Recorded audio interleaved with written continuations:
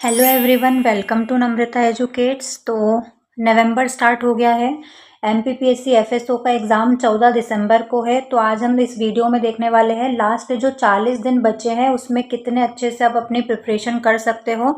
Last 40 दिनों की strategy क्या होनी चाहिए जिससे आप ज़्यादा से ज़्यादा मार्क्स स्कोर कर सको। इसके अलावा लास्ट में इंपॉर्टेंट टॉपिक्स भी बताऊँगी जिनको पढ़ना बहुत ज़रूरी है, उनसे क्वेश्चन बनते ही बनते हैं। तो हम स्टार्ट करते हैं। सबसे पहले एग्ज़ाम पैटर्न समझना बहुत ज़रूरी होता है। एग्ज़ाम पैटर्न क्या होता है आपको पता ही होगा, पढ़ाई आपने की होगी अगर आप फॉर्म भरा है तो। जीएस के आएंगे आपके 50 क्वेश्चन 150 नंबर के, मतलब एक क्वेश्चन होगा आपका 3 नंबर का। और खंड बी में पार्ट बी में आता है खाद्य विज्ञान और तकनीकी, जिसमें 100 क्वेश्चन आएंगे 300 नंबर के। तो टोटल 150 क्वेश्चन आएंगे 450 नंबर के, मतलब एक क्वेश्चन रहेगा 3 नंबर का और 3 घंटे का आपको टाइम मिलेगा। ठीक है। इसके अलावा 450 का आपका ये वाला एग्जाम हो गया और इंटरव्यू होगा आपका 50 नंबर का। तो 450 और 50 कितना हो गया, 500 में मेरिट बनेगी आपकी। और नेगेटिव मार्किंग होती है, ध्यान रखना। तो ज़्यादा तुक्के नहीं चलेंगे, लेकिन स्मार्ट गेस तो आपको करना पड़ेगा। ऐसा नहीं कि नहीं आ रहा है तो आप सारे छोड़ के आ जाओ, स्मार्ट गेस करना पड़ेगा। और वो भी बताऊंगी कैसे आएगा, प्रैक्टिस कैसे करनी है, मॉक टेस्ट कैसे देना है, वो सारी चीज़ें। तो एक सही क्वेश्चन पर आपको 3 नंबर मिलेंगे और एक गलत क्वेश्चन पर आपका 1 नंबर कट हो जाएगा, -1। ठीक है, ये एग्जाम पैटर्न समझ लिया। अब हम चलते हैं स्ट्रैटेजी क्या होनी चाहिए। तो सिलेबस आपको पता होगा, सिलेबस तो आपको याद होना चाहिए। ठीक है। पार्ट ए का सिलेबस 5 यूनिट है, तो एमपीजी के और करंट अफेयर्स आएगा उसमें से। और पार्ट बी में आपका खाद्य विज्ञान और प्रौद्योगिकी वाला पार्ट आएगा, टेक्निकल वाला पार्ट, और फूड और साइंस वाला पार्ट। तो 10 यूनिट है इसकी। और कुछ यूनिट बहुत इजी है जिसको आप अच्छे से तैयार कर सकते हो। बेसिक एनसीईआरटी वगैरह आपने पढ़ी होगी तो उससे तैयार कर सकते हो।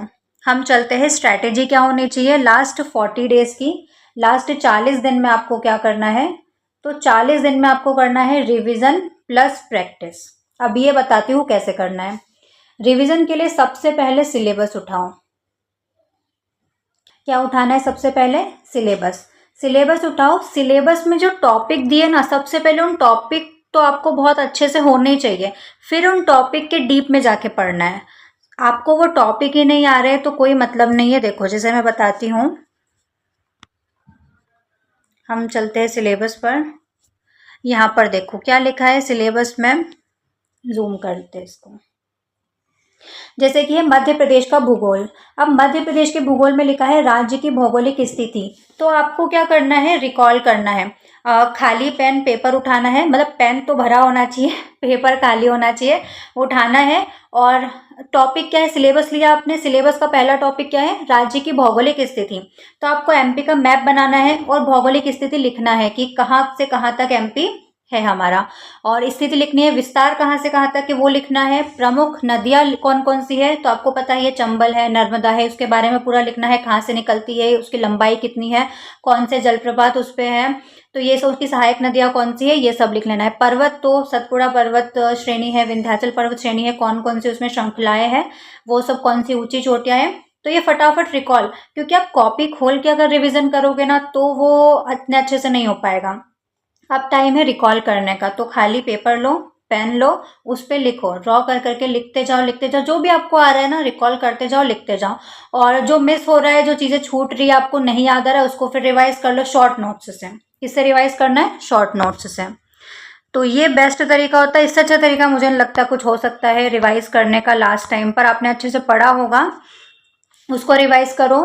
तो सिलेबस से रिवाइज करना है प्लस आपको शॉर्ट नोट्स से। आपने शॉर्ट नोट्स बनाए होंगे तो अपने शॉर्ट नोट्स आपके पास होने चाहिए। ठीक है, शॉर्ट नोट्स से आपको रिवाइज करना। तो रिवीजन करने का तरीका आपको पता चल गया। सिलेबस के हर एक टॉपिक आपको आना चाहिए जो सिलेबस में मेंशन किया हुआ है। वो बच्चे क्या करते, कोई भी बुक लिया है उसको पढ़ना स्टार्ट कर दिया बिना सिलेबस को देखे। अब जो सिलेबस में है आपको सिर्फ उतना ही पढ़ना है, वरना बोलोगे कि हमने तो इतना पढ़ा था लेकिन हमारा सिलेक्शन नहीं हुआ। तो इसीलिए नहीं होता है क्योंकि सिलेबस के अकॉर्डिंग नहीं पढ़ाई करते हो। सिलेबस में जो भी टॉपिक है ना, डायरेक्ट उससे क्वेश्चन पूछ लिए जाते हैं। एमपीपीएससी का ट्रेंड रहा है, आपने प्रीवियस ईयर पेपर्स को एनालिसिस किया होगा, तो एमपीपीएससी का ट्रेंड यही रहता है कि डायरेक्ट वो जो सिलेबस में टॉपिक है ना उससे क्वेश्चन उठा के पूछ लेते हैं। जो शब्द लिखा हुआ है ना वो एज इट इज़ आपको एग्जाम पेपर में दिख जाएगा। तो सिलेबस उठाओ, एक एक टॉपिक को रिकॉल करना स्टार्ट करो, जो टॉपिक छूटे हुए हैं उनको वापस से रिवाइज कर लो, शॉर्ट नोट्स बनाए होंगे शॉर्ट नोट से रिवीजन करो। इसके बाद आता है प्रैक्टिस। तो आपको प्रैक्टिस करनी है सबसे पहले PYQs की, जो कि आपने किया भी होगा, ठीक है।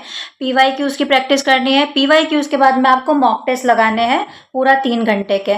मॉक टेस्ट ऐसा नहीं कि लगाया और चारों में से टिक कर दिया, नहीं, उसको पूरा जो टॉपिक से आपके गलत हो रहे हैं उसको अच्छे से एनालिसिस करना है कि कहाँ पर आपकी गलतियां हो रही है। इवन तुक्का लगाने में भी कहाँ आपकी गलतियां हो रही है, सबसे बड़ा ये काम आएगा, क्योंकि नेगेटिव मार्किंग होती है एग्जाम में।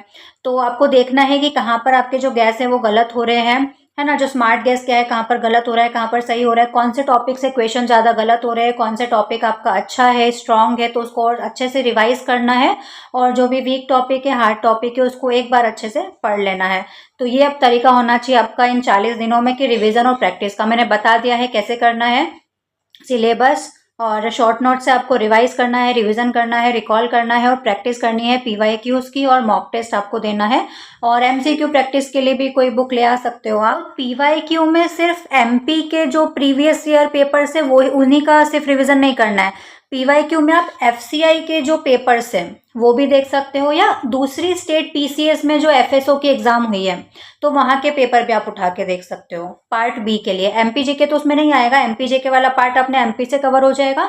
अदरवाइज जो सेकंड पार्ट है उसके लिए आप दूसरे स्टेट के PCS के जो PYQ है उनको देख सकते हो।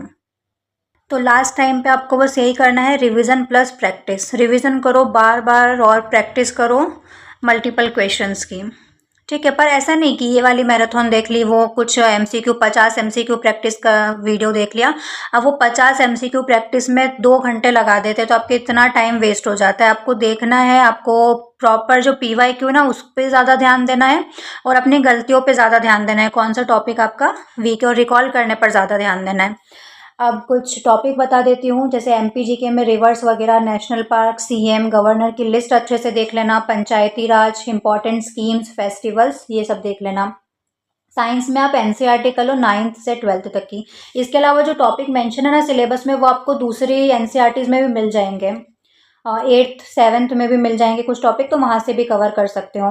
NCERT आपको कहाँ मिल जाएगी, तो ई पाठशाला करके एक ऐप आता है, आपको प्ले स्टोर पे मिल जाएगा, वहाँ से डाउनलोड कर लेना। आपको हिंदी में पढ़ना है तो हिंदी में, इंग्लिश में तो इंग्लिश में, दोनों ही लैंग्वेज में आपको NCERT मिल जाएगी उस ऐप पर। केमिस्ट्री में आप food adulteration, preservation, organic basics वगैरह पढ़ सकते हो। बायोलॉजी में nutrition, enzymes, micro organisms.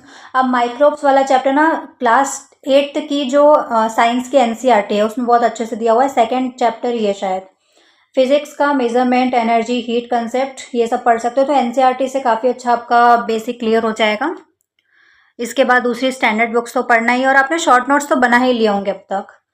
FSO की जो स्पेशल फोकस रहता है फूड एडल्टरेशन पर, टेस्टिंग मेथड्स वगैरह अच्छे से पढ़नी है। फूड सेफ्टी स्टैंडर्ड एक्ट जो 2006 आया था, ठीक है। अब देखो ये जो टॉपिक लिखा हुआ है ना, अब कभी कभी यही पूछ लेते कि जो एक्ट है कौन से ईयर में आया था, ठीक है। तो वो याद होना चाहिए और इसका अंदर का तो पूरा पता ही होना चाहिए कि क्या क्या है इसमें, कौन कौन से स्टैंडर्ड्स और सेफ्टी मेजर्स हैं। फसाई के ऑर्गेनाइजेशन जो है उसका स्ट्रक्चर पूरा होना चाहिए, कब स्थापना हुई थी, कहाँ पर इसका मुख्यालय है, सारी चीज़ें। फूड पॉइजनिंग डिसीजेज वगैरह अच्छे से पढ़ना, vitamin, minerals, food additives, microbiology, bacteria, fungi, east इन फूड, न्यूट्रिशन, बैलेंस डाइट क्या होता है सब पढ़ लेना, और फूड प्रिजर्वेशन टेक्निक्स जो होती है पास्चराइजेशन, फ्रीजिंग की, वो सारी टेक्निक्स अच्छे से पढ़ना। तो अब सबसे पहला काम तो यही करो आप लोग कि सिलेबस का जो एक एक टॉपिक लिखा हुआ है उसको अच्छे से पढ़ डालो। सिलेबस का एक एक टॉपिक अच्छे से कर लो, उसको फिर डीप में भी पढ़ सकते हो। आपका एक बार का अच्छा पूरा सिलेबस कंप्लीट हो जाए और फिर उसको डीप में पढ़ लो, जो जो भी इंपॉर्टेंट टॉपिक्स हैं। पार्ट ए जनरल स्टडीज़ में क्या है, MPGK और करंट अफेयर्स हैं। तो MPGK आप सिर्फ इस एग्ज़ाम की तैयारी तो कर नहीं रहे हो, आपने MPPSC या दूसरी अदर MP के एग्ज़ाम्स की तैयारी करी होगी जिसमें MPPSC पूछा जाता है, तो MPGK आपका पूरा तैयार होगा। या फिर आपने इस एग्ज़ाम के लिए भी पढ़ा ही होगा MPGK, तो पूरा कवर करना है। कुछ इंपॉर्टेंट टॉपिक्स जो बताए थे वो अच्छे से करना, बाकी पूरा MPGK एक बार का कर ही लेना। वो एक कोई भी एक ऑथेंटिक बुक ले लो मार्केट से, वहाँ से आपका कंप्लीट हो जाएगा MPGK। करंट अफेयर्स पूरा पढ़ना है, इंटरनेशनल, नेशनल और MP का करंट अफेयर्स पूछा जाएगा।